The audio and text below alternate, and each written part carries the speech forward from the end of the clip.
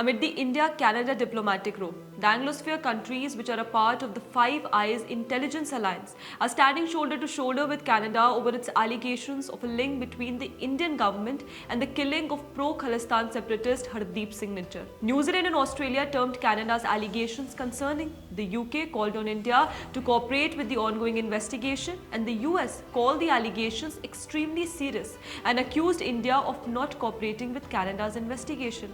This comes after Trudeau acknowledged the fact that Canada never provided India with evidence, with the Royal Canadian Mounted Police Mike Durham inadvertently ending up admitting that the country has been a safe haven for the pro-Khalistan terrorists, something India has regularly pulled them up for. What we've seen is there's specific targeting of pro-Khalistan elements in Canada, or members of the pro-Khalistan movement.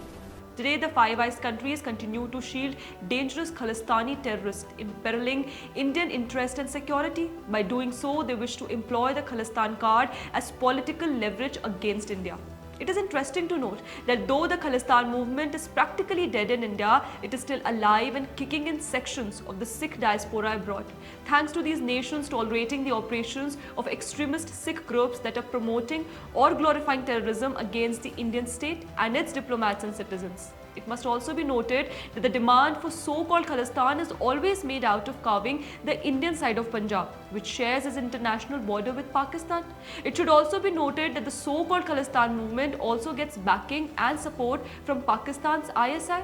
Notwithstanding the absence of any real support for Khalistan in India and the rejection of religious secessionism by the majority of overseas Sikhs, violence espousing separatism has grown among Sikh radicals sheltered by the US, Britain, Canada, Australia, and to a smaller extent New Zealand. Worse still, these foreign-based militants are aiding, financing, or orchestrating violence in Punjab and elsewhere in India. Abroad, the modus operandi of Khalistanis is to take control of cash-rich gurudwaras, using them as a base both for stocking militancy among other Sikhs and for funding terrorist activities by diverting proceeds from narcotics trafficking and worshippers' donations. To win political protection, such foreign-based militants also contribute at times generously to political parties' electoral campaigns, especially to help preferred candidates win. Canada is a prime example of that. Control of gurudwaras, no less importantly, gives such militants cover as supposed religious figures. For example, the slain Canadian terrorist Hardeep Singh Nijjar, who had an Interpol Red Corner notice against him since 2014 in connection with multiple terrorism cases in India, has been described in the Canadian media as president of a gurudwara and a Sikh preacher. Alternatively, he was also referred to as a plumber in a bid to portray him as an innocent and harmless individual and not like the terrorist that he was.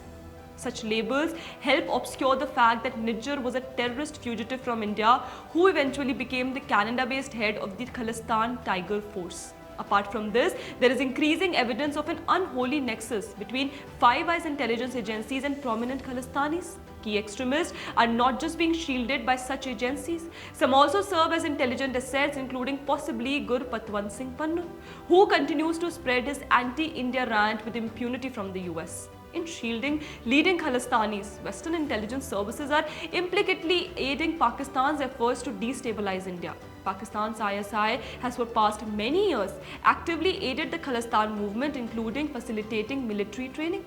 As after the abrogation of Article 370, there are no fires to stoke in Kashmir.